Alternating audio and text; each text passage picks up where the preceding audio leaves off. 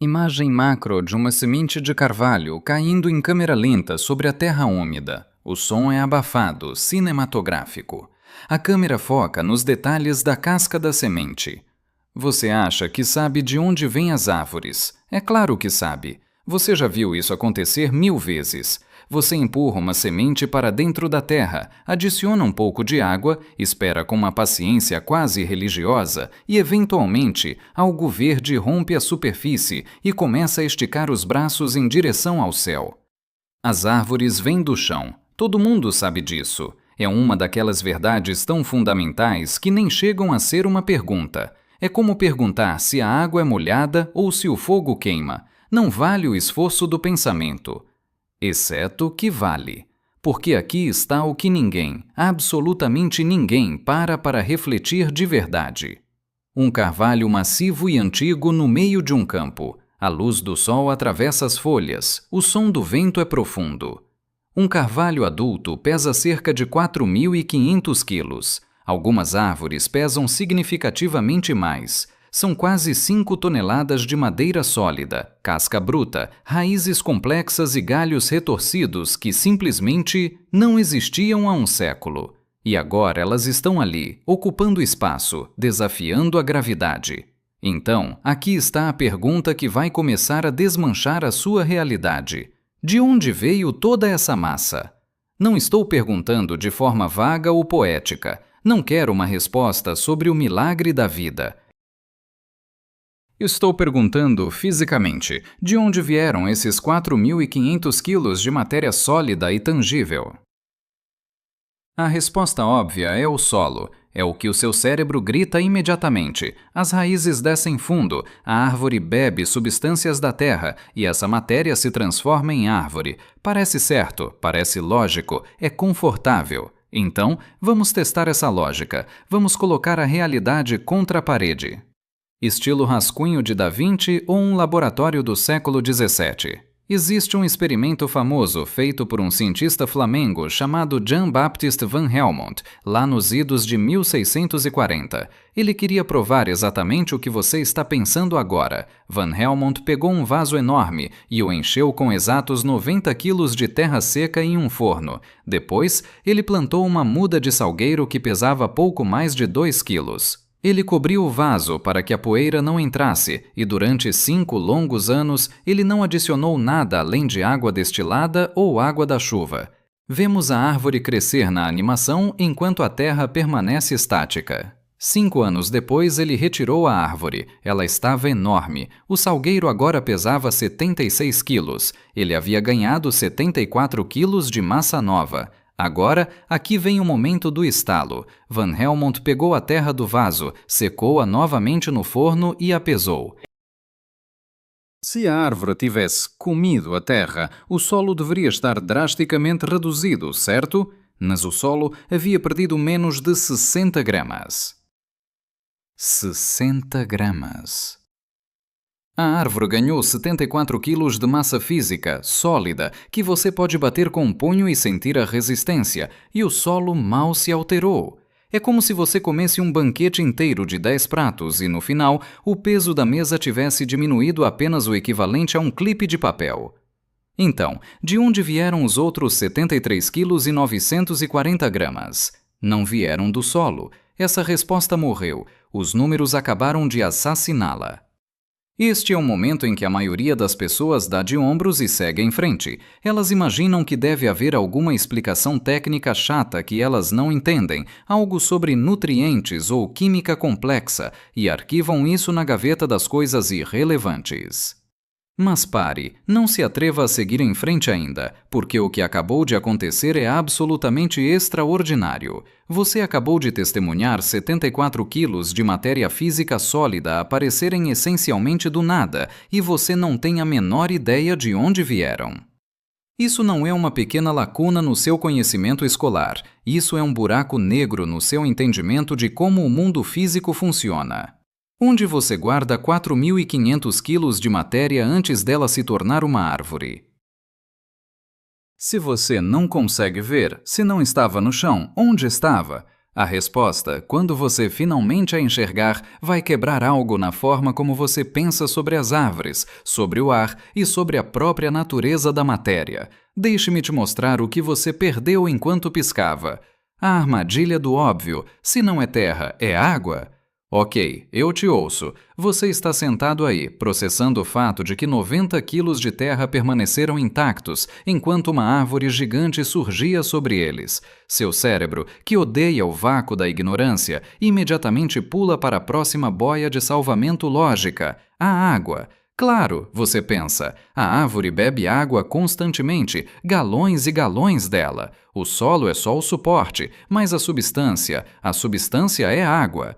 Faz sentido, não faz? Você consegue visualizar isso, as raízes agindo como canudos gigantes, sugando a umidade do solo, transportando-a para cima através do tronco. Um carvalho de grande porte pode bombear cerca de 400 litros de água em um único dia quente de verão. Ao longo de um século, isso é uma quantidade oceânica de líquido movendo-se através do sistema biológico. Então, a massa deve vir da água. É a resposta perfeita, limpa, simples e satisfatória.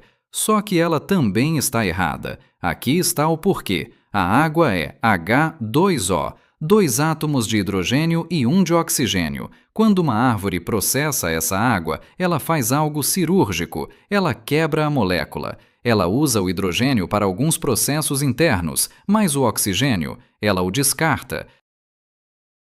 Ela o joga de volta no ar, o que, a propósito, é a razão de você estar respirando agora. Mas aqui está o problema matemático. O hidrogênio é o elemento mais leve que existe na tabela periódica.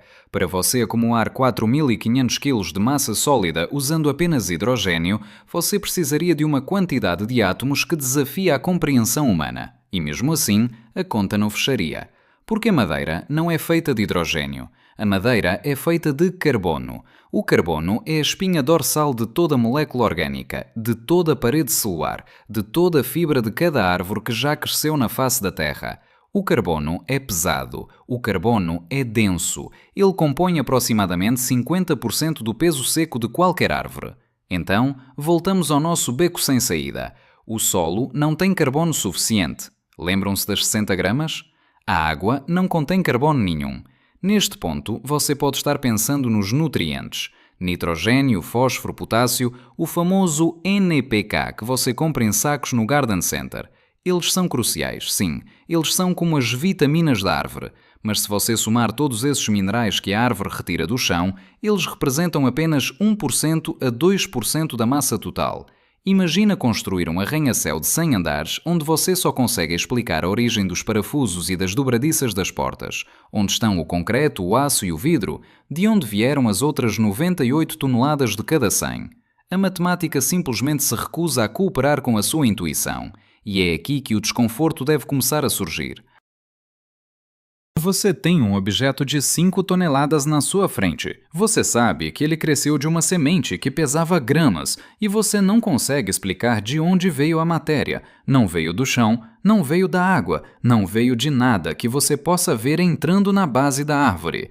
O invisível se torna sólido. A resposta está em um lugar onde a maioria das pessoas nunca pensa em olhar. Um lugar que ignoramos porque é transparente, impalpável e parece vazio. A massa vem do ar. Isso mesmo, quase toda a massa física de uma árvore, o tronco que você toca, a casca que você sente, os galhos que suportam balanços, vem de um gás invisível flutuando na atmosfera agora mesmo, o dióxido de carbono, CO2. Aquele gás que você exala a cada respiração, aquele gás que representa apenas 0,04% do ar ao seu redor. Isso é do que as árvores são feitas. Um carvalho de 5 toneladas é, no sentido físico mais literal e rigoroso, ar solidificado. Quando Van Helmont fez seu experimento e não conseguiu encontrar para onde a massa tinha ido, a resposta estava flutuando bem diante do nariz dele o tempo todo. Ele apenas não conseguia vê-la porque ela era invisível. Aqui está a mecânica da mágica. As árvores possuem bilhões de minúsculos poros em suas folhas chamados estômatos. Pense neles como bilhões de pequenas bocas famintas. O CO2 entra por esses poros. A árvore, agindo como uma refinaria química de alta precisão, captura essas moléculas e as desmonta. Ela arranca o carbono da molécula e o usa como tijolo fundamental, encadeando átomos de carbono uns aos outros para criar moléculas longas e complexas. Essas cadeias se tornam tudo: glicose, o combustível inicial; celulose, as fibras rígidas que dão estrutura; lignina, o cimento orgânico que torna a madeira dura. A árvore está essencialmente operando uma linha de montagem industrial a partir do nada. Ela puxa moléculas invisíveis, fica com o carbono e joga o oxigênio fora. Um subproduto para ela, mas um milagre para nós. Pense nisso por um segundo. Sente o peso dessa informação. Cada tábua de madeira na sua casa, cada mesa de jantar, cada folha de papel que você já tocou, começou como um gás errante na atmosfera. As árvores são máquinas que esticam os braços para o céu, agarram o ar e o transformam em matéria sólida, usando apenas a luz do sol como bateria. Van Helmont estava certo em ficar confuso. Ele só esqueceu de pesar o ar. E, honestamente, por que ele faria isso? A ideia de que algo sólido vem de algo invisível viola todos os instintos que temos sobre como o mundo funciona. Mas é exatamente o que acontece. Cada floresta que você vê é, na verdade, uma catedral de gás cristalizado. Mas como? Como um pouco de gás se transforma em algo tão resistente quanto o carvalho? Para entender isso, precisamos olhar para o que realmente acontece quando o Sol toca uma folha. E o que acontece lá não é apenas biologia. É física pura. É radiação. É o poder de uma estrela sendo domado. Dália, o alquimista de folhas, como transformar luz em madeira. Você aprendeu a palavra fotossíntese na escola. Provavelmente se lembra de um desenho simplificado de uma planta, um sol sorridente e algumas setas indicando que entra gás e sai oxigênio. Você passou na prova, decorou o termo e seguiu em frente. Mas aqui está o crime. Ninguém nunca te mostrou o que realmente está acontecendo ali. E o que acontece é um dos processos físicos mais extraordinários e violentos do universo conhecido. Vamos olhar de perto. Tão perto que as células parecem catedrais. Tudo começa com a luz, mas a luz solar não é apenas um brilho ou um calorzinho agradável na pele. Ela é a radiação eletromagnética pura. São campos elétricos e magnéticos oscilando furiosamente, viajando a 300 milhões de metros por segundo através do vácuo frio do espaço. Essa é a mesma força fundamental que mantém seus átomos unidos, a mesma força por trás dos ímãs, da eletricidade e de toda a química. Quando essas ondas de energia viajam 150 milhões de quilómetros e atingem uma folha, elas colidem com uma molécula chamada clorofila. Imagina a clorofila como um painel solar microscópico, mas um que opera em um nível de eficiência que deixaria qualquer engenheiro moderno com inveja. Quando um fóton, uma bala de luz, atinge um elétron dentro da clorofila, ele o chuta para um estado de energia muito mais alto. É como se a luz desse um soco no elétron, jogando-o para o andar de cima. O ouvinte teimoso. Espera aí, narrador. Você está-me dizendo que a árvore cresce porque leva socos de luz? Exatamente. Esse elétron energizado começa a correr por uma esteira transportadora de moléculas dentro da célula. Enquanto ele corre, ele gera energia para fabricar ATP, que é a moeda de troca universal da vida. É a bateria carregada que a célula usa para fazer o trabalho pesado. E agora vem o golpe de mestre, o momento em que a árvore se torna, de fato, uma escultora de matéria. O CO2, dióxido de carbono, é uma molécula extremamente estável. Ela é preguiçosa. Ela não quer ser quebrada. Os átomos de carbono e oxigênio estão abraçados com tanta força que é preciso uma quantidade brutal de energia para separá-los. Mas a planta, usando a energia que capturou do Sol, força a abertura dessa molécula. Ela rouba o carbono para si e descarta o oxigênio como se fosse lixo. Esse oxigênio, agora livre e leve, flutua para fora da folha e acaba nos seus pulmões. Mas o carbono é o tesouro. A árvore pega esses átomos de carbono solitários e começa a montá-los. Ela os encadeia um por um, criando glicose, C6H12O6. A glicose é o primeiro momento em que algo invisível, um gás atmosférico, se torna uma molécula física, sólida e doce que a árvore pode usar. Mas a árvore não quer apenas açúcar, ela quer estrutura. Ela quer ser um gigante de 40 metros de altura que resiste a tempestades. Então, ela faz algo ainda mais impressionante. Ela pega milhares dessas moléculas de glicose e as costura em fitas longas, rígidas e incrivelmente fortes, chamadas celulose. A celulose é o material de construção mais abundante do planeta. É ela que forma as paredes das células. E para preencher o espaço entre essas paredes e dar a rigidez da madeira, a árvore produz lignina, que funciona como um concreto orgânico. Agora, pare e olhe para qualquer pedaço de madeira ao seu redor, uma prateleira, o cabo de um martelo, a porta do seu quarto. O que você está vendo é literalmente uma estrutura de carbono que foi pescada do ar e colada usando a energia de uma estrela. As ligações químicas que mantêm cada átomo de carbono unido na madeira são, na verdade, energia solar armazenada. Quando você queima um pedaço de madeira em uma lareira, o calor e a luz que você vê saindo das chamas são, em um sentido físico real, a luz do sol de décadas atrás sendo liberada de volta. O fogo é apenas o processo inverso. O carbono da madeira se junta novamente ao oxigênio do ar, volta a ser CO2 e libera a energia que a árvore usou para separá-los. A árvore é uma bateria de matéria e luz. Van Helmont estava certo em ficar perplexo. Ele viu a matéria surgir do nada. O que ele não sabia é que a árvore é um dispositivo que transforma o céu em terra. Ela pega o nada transparente e o empilha átomo por átomo até criar algo que você pode escalar. E se você acha que isso é apenas sobre botânica, prepare-se. Porque o próximo passo dessa jornada é perceber que você não é apenas um espectador desse processo, você é parte dele. Suas mãos, seus olhos e o seu cérebro que está processando estas palavras, tudo isso tem a mesma origem improvável. Dá-lhe, a reação em cadeia, você é ar rearranjado. Agora respire fundo, sinta o ar entrando nos seus pulmões. Esse gesto simples, automático, é a chave para a próxima explosão mental deste roteiro. Porque se você aceitou que uma árvore de 5 toneladas é feita de ar, você precisa aceitar a conclusão lógica inevitável que vem a seguir. Você também é. Eu sei, isso soa como misticismo barato de rede social, mas eu prometi ciência e física pura, então vamos seguir o rastro do carbono. Você não cria matéria, nada neste planeta cria matéria do nada, nós apenas a pegamos emprestada e a reorganizamos. O carbono que a árvore pescou do céu e transformou em glicose não para na folha, ele entra na grande engrenagem da vida. O ouvinte teimoso. Espera um pouco, eu entendi a parte da árvore, mas eu sou sólido, eu tenho ossos, músculos, sangue, eu não como CO2, eu como arroz, feijão e um belo bife, eu sou feito de comida, não de fumaça.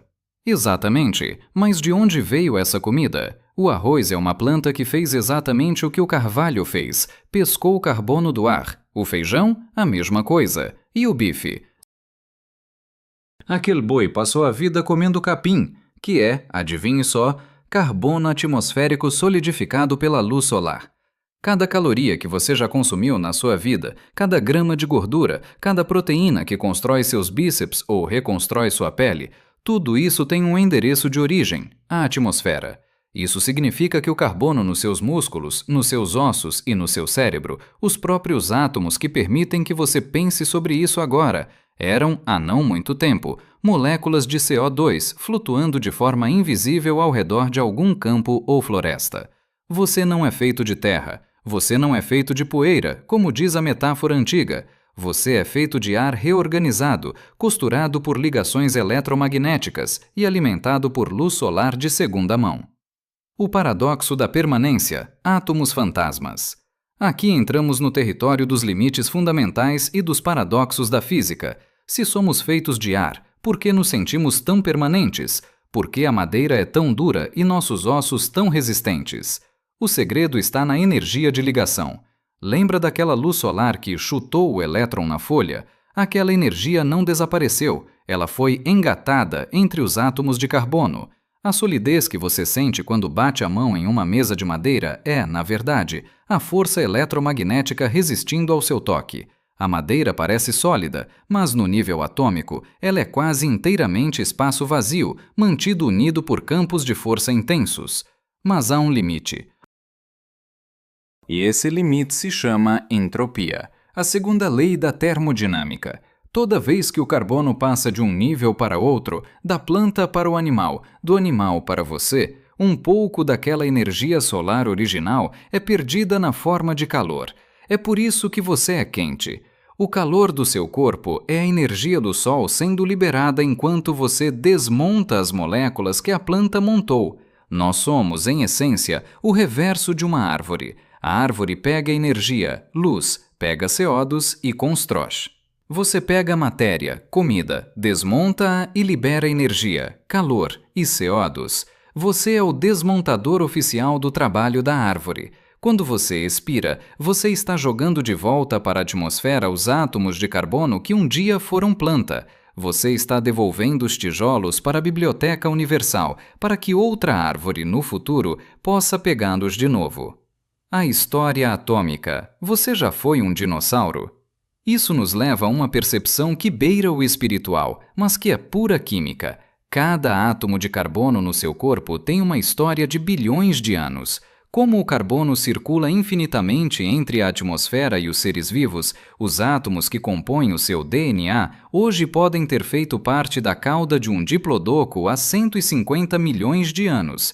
Eles podem ter estado presos no gelo da Antártida, ou flutuado no pulmão de um pirata no século XVII, ou feito parte da primeira flor que desabrochou na Terra. O limite fundamental aqui é que o número de átomos de carbono no sistema é finito. Nós somos uma montagem temporária de peças usadas. Existe um paradoxo aqui. Nós nos vemos como indivíduos isolados, seres independentes caminhando sobre a Terra. Mas, fisicamente, somos apenas um nó em uma rede invisível de gás que conecta todos os seres vivos que já existiram. Você não está na natureza. Você é um fluxo constante de matéria que entra pela boca e sai pelo nariz, mudando de forma por um breve piscar de olhos cósmico. Mas por que não podemos fazer isso sozinhos? Por que não podemos simplesmente ficar ao sol e comer o ar como as árvores? O limite é a área de superfície. Para sustentar o cérebro complexo e o corpo ativo de um ser humano, usando apenas fotossíntese, você precisaria de quilômetros quadrados de folhas verdes crescendo no seu corpo para captar energia solar suficiente. A biologia fez uma escolha. As árvores ficam paradas e estocam energia. Nós nos movemos e a gastamos. Entender isso muda tudo, muda a forma como você vê uma floresta e como você vê a si mesmo no espelho. Mas ainda falta uma peça, a peça final que une a biologia à cosmologia. Por que essa mágica de transformar luz em matéria sólida não começou na semente, ela começou no coração de uma estrela? O legado das estrelas. De onde vem o carbono? Se você acha que a jornada termina aqui, no seu pulmão ou no tronco sólido de um carvalho, você ainda está vendo apenas a superfície da pintura. Para que o milagre de Van Helmont aconteça, para que o ar se torne madeira e a luz se torne vida, precisamos de uma peça fundamental, o carbono. Mas de onde ele veio? Ele não estava aqui no início de tudo. No primeiro suspiro do universo, o Big Bang produziu apenas hidrogênio e hélio, os átomos mais simples e leves. Não havia carbono para fazer árvores, não havia oxigênio para respirarmos, não havia cálcio para ossos. O universo era um lugar gasoso e estéril. Para que você pudesse existir, para que aquela semente pudesse puxar matéria do ar, o universo precisou de estrelas. Dentro do núcleo de estrelas massivas, sob uma pressão e um calor que desafiam a imaginação, átomos de hélio foram forçados a se fundir. 3 núcleos de hélio dançando em uma temperatura de 100 milhões de graus para criar um único núcleo de carbono. Esse processo, chamado de processo triplo alfa, é a única razão de estarmos aqui. Cada átomo de carbono que a árvore captura da atmosfera hoje foi forjado no coração de uma estrela que morreu há bilhões de anos. Quando essa estrela explodiu em uma supernova, ela semeou o cosmos com esses tijolos de vida. A Terra é feita desses restos mortais estelares. O ar que você respira é carregado com as cinzas de sóis antigos. Então, quando você olha para uma árvore, você não está vendo apenas ar solidificado, você está vendo poeira estelar processada pela luz. Você está vendo o fim de uma viagem épica que começou no centro de uma fornalha cósmica, viajou pelo vácuo, flutuou como gás na nossa atmosfera e finalmente foi capturada pela mão verde de uma folha. A beleza da realidade, o olhar de Feynman. Richard Feynman, o físico ganhador do Nobel, costumava dizer que um cientista não perde a apreciação pela beleza de uma flor ao entender sua biologia, ele a aprofunda. Ele ganha um sentido extra de admiração. Agora, você também tem esse sentido extra. Quando você caminha por um parque hoje à tarde, você não verá mais apenas troncos e folhas. Você verá baterias colossais de luz solar. Você verá monumentos feitos de um gás que era invisível ontem. Você verá o esforço hercúleo da vida contra a desordem, usando a radiação eletromagnética de uma estrela a 150 milhões de quilômetros de distância para lutar contra a gravidade e se erguer do chão. Isso é muito mais poético do que a ideia de que a árvore come terra. A ideia da terra é suja, pesada e óbvia. A realidade é etérea. A árvore é uma ponte entre o céu e o chão. Ela é o lugar onde o imaterial se torna material. O ouvinte teimoso. Tudo bem, você me convenceu, mas e agora? O que eu faço com essa informação? Você muda a sua escala. Você percebe que a separação entre você e o mundo é uma ilusão de ótica. Se o carbono que compõe seu coração estava no ar há uma semana, e se esse mesmo carbono estará em uma macieira daqui a 100 anos, onde você termina e a árvore começa? Nós somos um padrão temporário em um fluxo infinito de matéria. Somos o universo tentando entender a si mesmo, usando átomos de carbono que já foram parte de dinossauros, de oceanos e de nuvens. Conclusão: o mundo como ele é. A ciência não está aqui para tirar a magia do mundo. Ela está aqui para mostrar que a magia real é muito mais estranha e fascinante do que qualquer mito que pudéssemos inventar. Dizer que a árvore vem do chão é uma história confortável para crianças. Dizer que a árvore vem do ar, da luz e de estrelas mortas é a realidade crua, técnica e absolutamente deslumbrante que os adultos muitas vezes esquecem de contemplar. A árvore não é um objeto, é um evento, é a luz do sol sendo capturada e mantida prisioneira em forma de madeira. Cena final. A câmera se afasta da árvore, sobe em direção ao sol, enquanto o verde das folhas parece brilhar com uma energia interna. O som do vento se transforma em um coro harmônico. Na próxima vez que você tocar na casca áspera de um carvalho, lembre-se, você não está tocando em terra, você está tocando em luz solar de décadas atrás, tecida em uma malha sólida por um alquimista verde. E quando você respira, você está trocando peças com esse gigante. Você e a árvore estão executando o mesmo truque fundamental, apenas em direções opostas. A realidade é bonita demais para ser ignorada. Se você quer continuar vendo o mundo como ele realmente é, sem os filtros do óbvio, desmontando os mitos que nos impedem